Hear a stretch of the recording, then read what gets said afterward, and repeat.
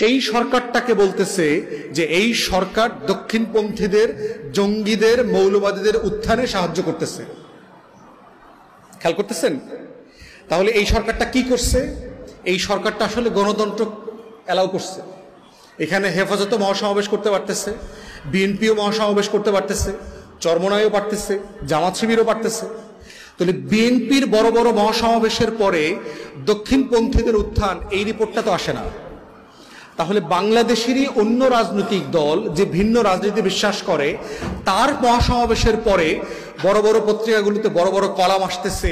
বিএনপির নেতারা আবার ওই সমাবেশের উপর ভিত্তি করে সাক্ষাৎকার দিচ্ছেন যে বাংলাদেশে দক্ষিণপন্থীদের উত্থান হচ্ছে, মানে জঙ্গি মৌলবাদীদের আখড়া হইতে বাংলাদেশকে আমরা অ্যালাউ করব না, এরকম কথা বলছে না?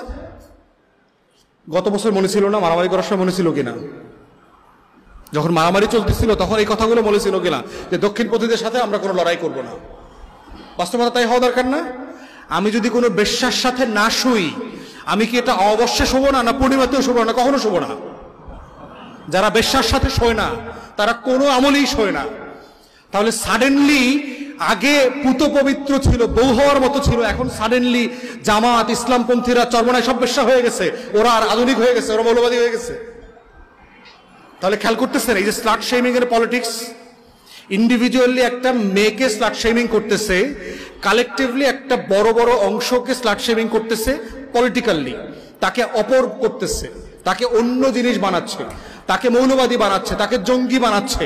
সে গণতন্ত্রের শত্রু, সে দক্ষিণপন্থী, সে ভারতের নিরাপত্তার হুমকি। এবং এই সুশীলরা যখন বলে দক্ষিণপন্থীদের উত্থান, ওরা আসলে কি মিন করে? ওরা মন মিন করে এরা হইল ভারতের নিরাপত্তার হুমকি, ওরা এইটা মিন করে। ওরা কিন্তু বাংলাদেশের নিরাপত্তা নিয়ে চিন্তিত না।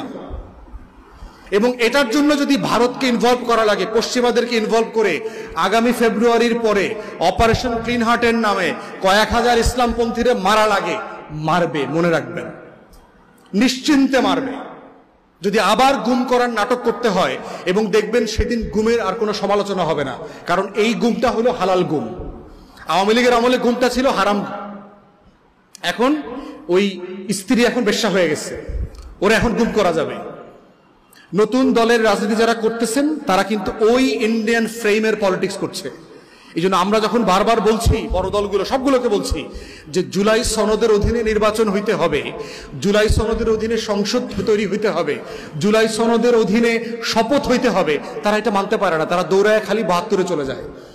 কারণ ৭২-এর ন্যারেটিভের সাথে ভারতের আশ্বস্তি আছে যে তাকে তোমরা ক্ষমতায় আনবো, তোমরা এই ফ্রেমে থাকো, তোমরা ক্ষমতায় আসার সমস্যা নাই। কিন্তু এই যে